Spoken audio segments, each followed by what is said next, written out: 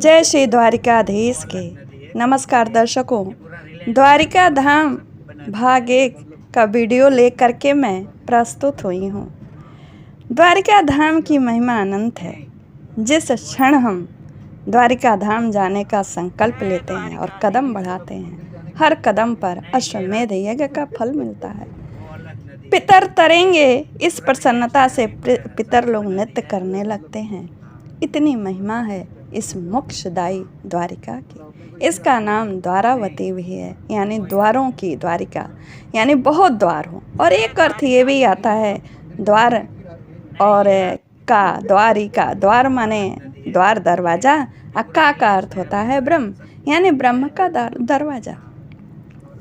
यह स्थान श्री कृष्ण के आने के पहले से ही प्रसिद्ध है, इस मोक्षदायी यह स्थान। अब इसकी कथा मैं आपको स्वर्ग द्वार, द्वारिकाधीश मंदिर के स्वर्ग द्वार के सीढ़ियों पर खड़ी होकर के सुनाऊंगी। और अभी हमारे साथ आप जो है यहाँ पर प्रवेश करिए द्वारिका धाम में। रात्रि 8:30 बजे हैं। हमें तुरंत इच्छा थी द्वारिकाधीश की दर्शन करने की, लेकिन स्नान इत्यादि नहीं किए थे तो मन में खटक रहा था। तो ड्राइवर को जब पता चला तो उन्होंने कहा कि इसमें परेशानी क्या है, चलिए वहीं गोमती नदी में आप हाथ पैर धो लीजिएगा, सिर पर पानी छिड़क लीजिएगा और जाके द्वारिकाधीश का दर्शन कर लीजिएगा। हम लोग तो बहुत ही प्रसन्न हुए, उसके साथ गए। ये देखिए द्वारिका की गोमती घाट, गोमती कुंड, यहाँ पर हम लोगों ने हाथ पैर धोए, सिर पे पानी डाला। मुझे तो डुबकी लगाने की इच्छा थी, लेकिन इतनी तेज लहर आई द्वारिका की कि मैं डर के नहीं लगाई, सिर पे ही पानी डाली। यहाँ से शुद्ध होकर के हम द्वारिकाधीश मंदिर के स्वर्ग द्वार पर आकर खड़े। और ये देखिए सामने गोमती माता का मंदिर है। तो गोमती माता का मंदिर है तो सबसे पहले मैं गोमती माता की महिमा बताती हूँ आपको, यहीं खड़ी होकर के। यहाँ पर जो है इस गोमती माता का कुंड कैसे बना, उसकी कथा सुनिए। जब विष्णु भगवान ने ब्रह्मा जी को सृष्टि रचने के लिए कहा तो ब्रह्मा जी ने अपने इन 4 पुत्रों सनक आदि को उत्पन्न किया और उनसे कहा कि सृष्टि की रचना आगे बढ़ाओ। तो उन्होंने कहा हम आगे नहीं बढ़ाएंगे, हम बंधन के पचड़े में नहीं पड़ते, हम तो भगवान की आराधना करेंगे मस्त। तो फिर वे चारों इसी मोक्षदायी स्थान पर आए, क्योंकि इसकी महिमा श्री कृष्ण के द्वारिका से आने के पहले से है। यह मोक्षदायी स्थान है, यह तीर्थ भूमि है, यह चक्र तीर्थ के नाम से जाना जाता है। उसकी कथा भी इस गोमती नदी के उत्पन्न होने में आपको पता चलेगी। तो जब वो चारों यहाँ पर आके भजन कीर्तन करने लगे, उनके साथ वशिष्ठ जी, ब्रह्मा जी सब लोग थे। तो सबसे पहले विष्णु भगवान की उन्होंने आराधना की। तो विष्णु भगवान के चक्र प्रकट हुए समुद्र से, तो चक्र का दर्शन किया, इसलिए इसे चक्र तीर्थ कहते हैं। फिर विष्णु भगवान प्रकट हुए तो विष्णु भगवान की आराधना करने के लिए, उनकी पूजा अर्चन करने के लिए ऋषियों ने गंगा को अवतरित किया स्वर्ग से। वे पृथ्वी पर गो हुई, यानी गो माने अवतरण होता है, इसलिए यहाँ गंगा का नाम गोमती है, गोमती नदी है। और यहीं पर वे महासागर से मिलन करती हैं, उसमें विलीन होती है, तो इसे संगम नारायण या संगम तीर्थ भी कहते हैं। विष्णु भगवान ने इस गोमती नदी को आशीर्वाद भी दिया है कि जो इसमें स्नान करेगा उसके सारे पापों का नाश होगा, पुण्य का उदय होगा। इस तरह आपको गोमती नदी के उद्भव की कथा मैंने सुनाई। अब आपको मैं इन सीढ़ियों पर खड़ी होती, सीढ़ियाँ 56 हैं, इनकी भी महिमा बताती हूँ। ये 56 सीढ़ियाँ 56 प्रकार की यादवों की प्रतीक है, जिसमें 4 तो स्वयं श्री कृष्ण, बलराम, अनिरुद्ध, प्रद्युम्न जी हैं और 52 वे यादव जो वहाँ का शासन संभालने के लिए एक एक विभाग के प्रमुख थे। और इसकी दूसरी बात ये भी आती है कि 27 नक्षत्र और आपके 10 दिशाएं, 12 राशियाँ और सूर्य चंद्र, इसको मिलाकर भी 56 होते हैं। अब इन सीढ़ियों से चढ़ करके मैं स्वर्ग द्वार से मंदिर में प्रवेश करती हूँ।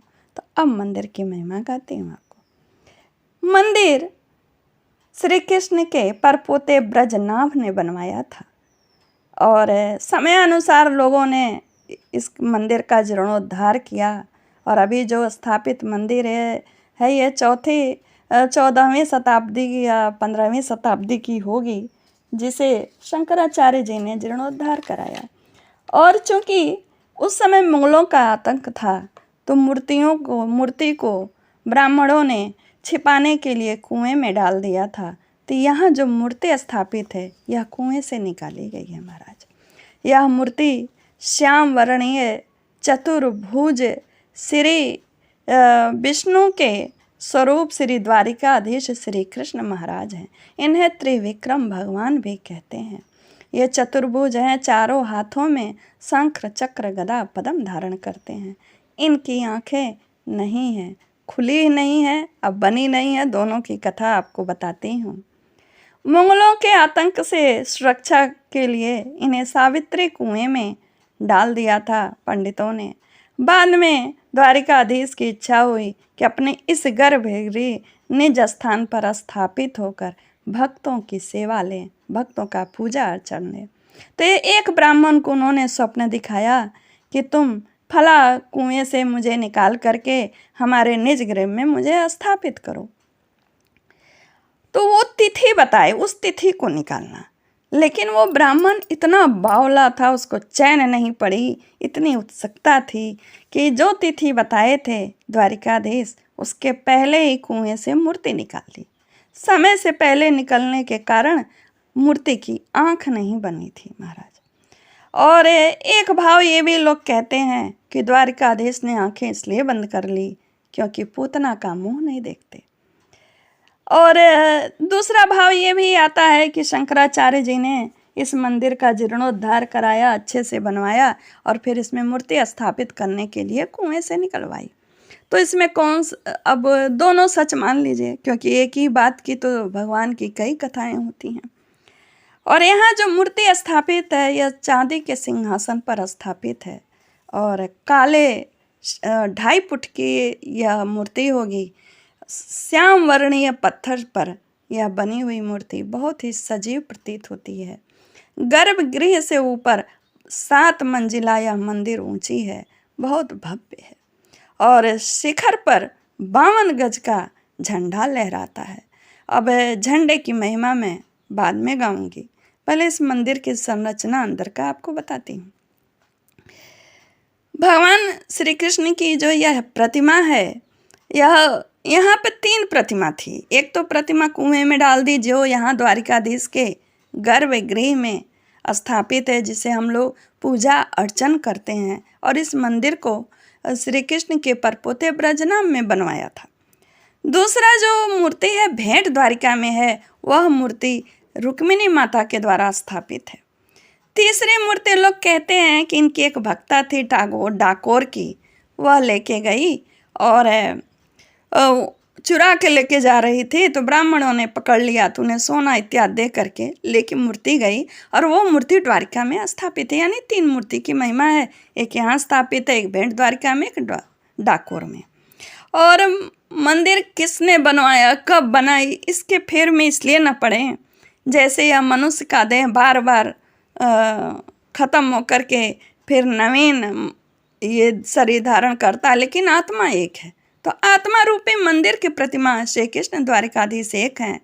मंदिर की संरचना समय समय अनुसार जीर्णोद्धार के लिए बदलती रही।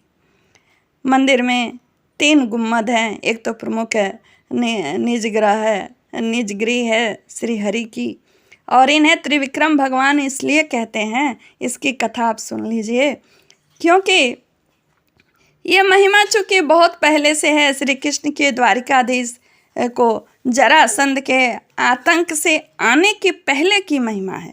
जो जरासंध के आतंक से अपने यद कुलवंशों को लेकर के यहाँ पर पधारे थे सुरक्षा के लिए, और उनके यादव कुल यहाँ से पहले से रहे थे। महिमा यह है कि इसी स्थान पर त्रिविक्रम भगवान का दर्शन करने के लिए दुर्वासा मुनि आए और संगम में स्नान करना चाहते थे, लेकिन कुछ दैत्यों ने आने नहीं दिया। तो जब कुछ दैत्यों ने उन्हें आने नहीं दिया तो वे पाताल में चले गए विष्णु भगवान के पास। अब बोलेंगे पाताल में विष्णु भगवान कैसे थे?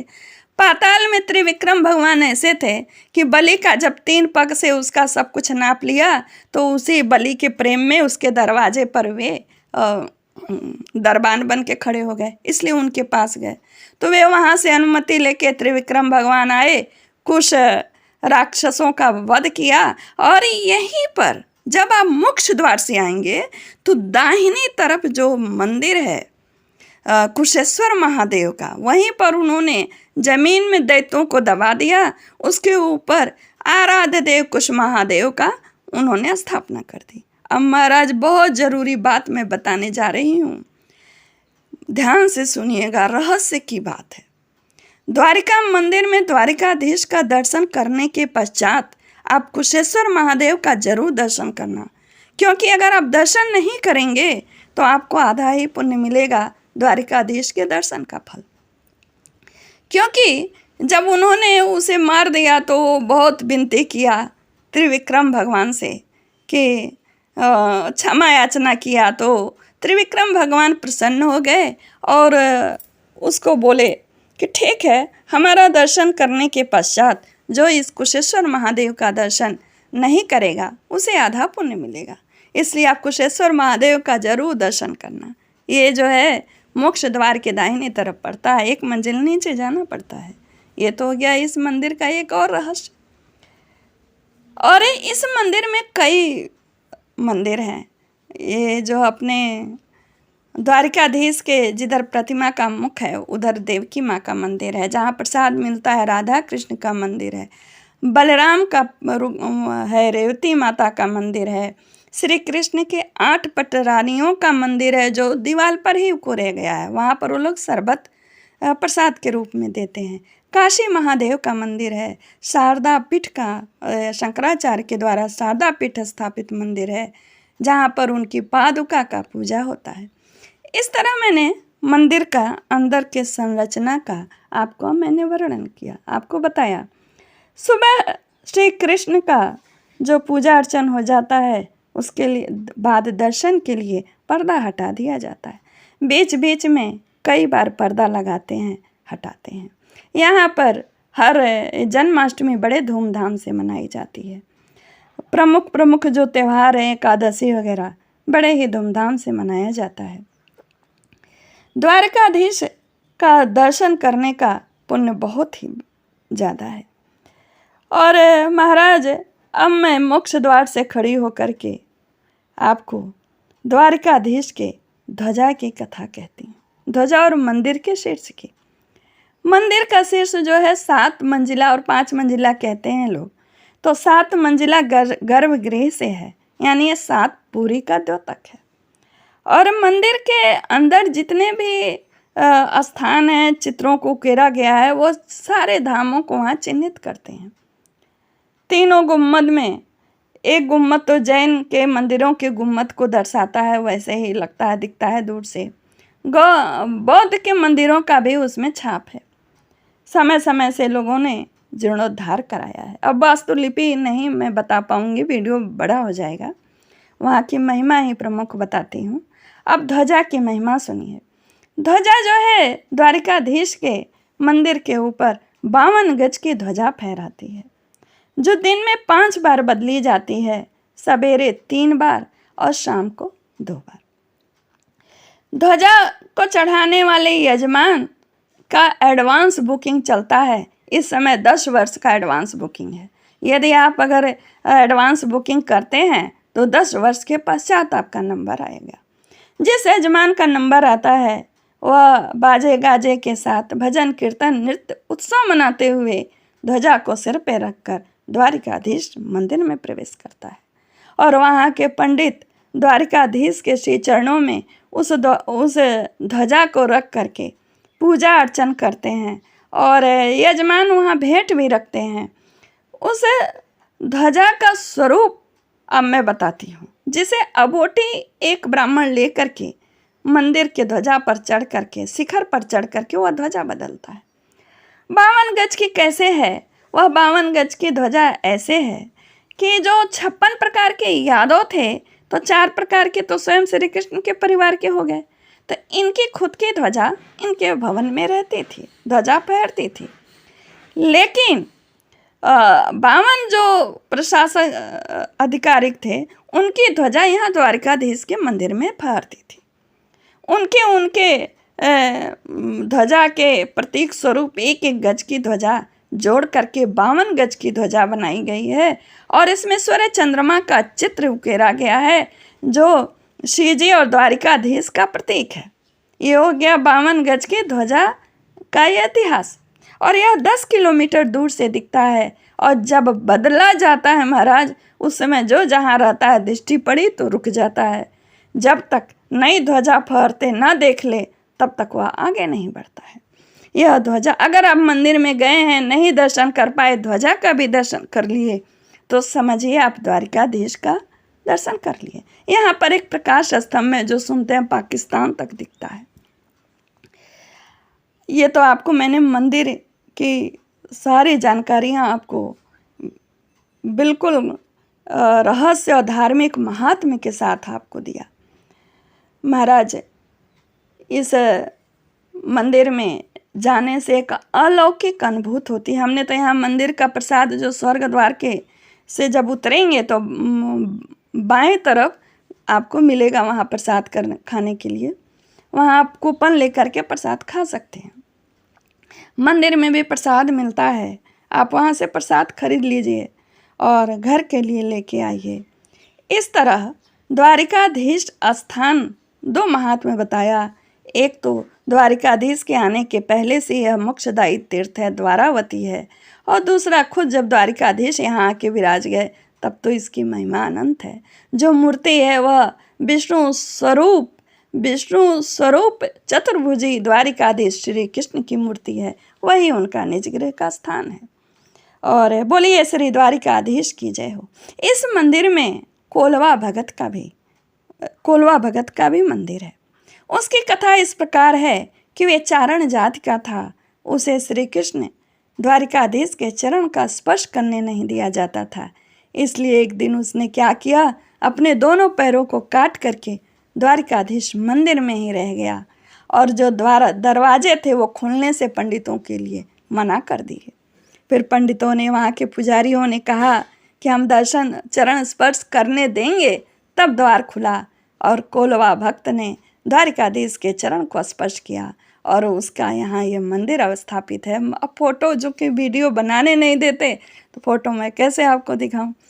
और यहाँ पर एक बात और सिद्ध होती है, लोग कहते हैं कि भक्त बड़ा कि भक्त बड़ा कि भक्त के भगवान बड़े। तो भैया भक्त ही बड़ा हुआ ना, भक्त के भगवान नहीं बड़े हुए। इस तरह मैंने संक्षिप्त में, बहुत बाकी है कहना लेकिन वीडियो बड़ा हो जाता, इसलिए अति संक्षिप्त में मैंने रहस्यमयी धार्मिक द्वारिकाधीश की कथा आपको सुनाई।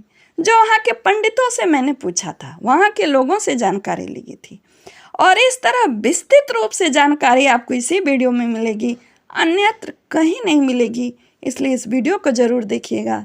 दूसरा भाग किसी और दिन मैं आपको प्रस्तुत करूँगी आपके सामने, जिसमें द्वारिकाधीश जो गोमती द्वारिकाधीश है, जगत द्वारिकाधीश है, जो यहाँ पर हम खड़े हैं यही है। इसी मंदिर को जगत द्वारिका भी कहते हैं, जगत मंदिर, गोमती मंदिर भी कहते हैं। यहाँ से 34 किलोमीटर दूर है बेत द्वारिका, जहाँ जाते समय रास्ते में नागेश्वर मंदिर, गोपी तालाब और फिर भेंट द्वारिका। वहाँ से वापस आते समय रुक्मिणी मंदिर और भटकेश्वर मंदिर है। इन सब का वर्णन दूसरे द्वारिका धाम की वीडियो में करूँगी। नमस्कार, जय श्री कृष्ण।